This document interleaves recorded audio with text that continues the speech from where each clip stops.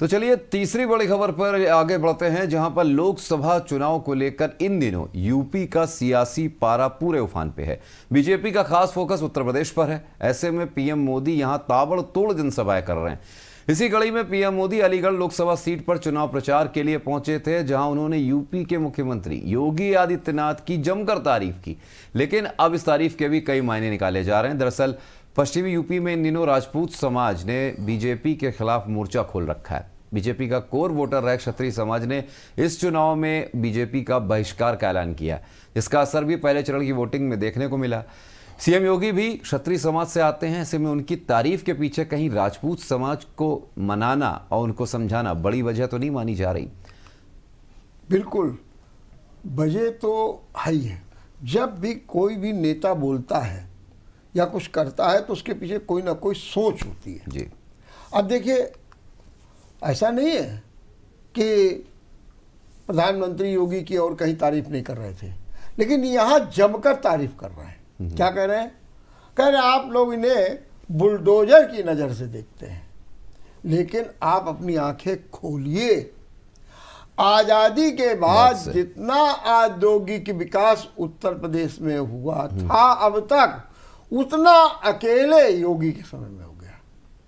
और उन्होंने अपराध और ये सब में और कहा कि मैंने जम के तारीफ की। यहाँ तक कि ये भी कह दिया कि मैं खुद इनके देखा जाए इनके मुझे सांसद हूँ, मुझे गर्व है जी, क्योंकि मैं इनके ही प्रदेश में जो हूँ सांसद हूँ और मुझे इस बात का गर्व है कि ये ऐसे हमारे मुख्यमंत्री।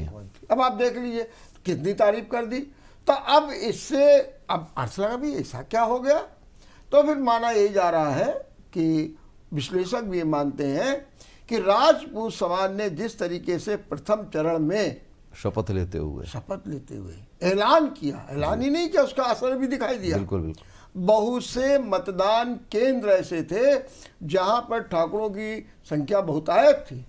वहां पर मात्र जैसे 1100 वोट होंगे तो 100 वोट पड़े। तो मैंने एक असर है। तो ये चूंकि परेशानी क्या है, फोकस उत्तर प्रदेश पर क्यों हो? क्योंकि आपको मालूम है कि आपको 80 में 80 लेनी है।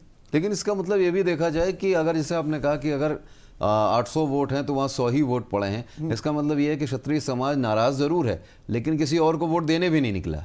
नहीं, तो किसको दे, मतलब अब वो भी एक है। क्योंकि एक बात और भी है, जैसे मैंने अभी वो हमने बातचीत की ठाकुर समाज के नेताओं से, तो उन्होंने कहा कि ठीक है उनकी नीतियां, लेकिन भाई क्या करें, मेरे आन बान शान पे सब कुछ किया। और देखिए इसको डैमेज कंट्रोल करने में लगे हुए। ये बात चली है गुजरात से, पुरुषोत्तम रूपाल।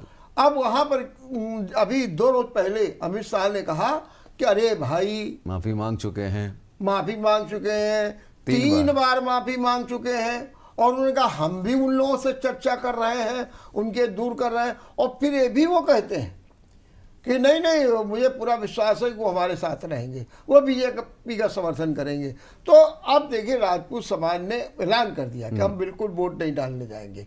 तो इसलिए बात की गई, चूंकि योगी आदित्यनाथ क्षत्रिय समाज के हैं, इसलिए साधने की कोशिश पूरी तरीके से। लेकिन अब ये देखने वाली बात होगी कि इस तरह की बातों से कितना पिघलता है।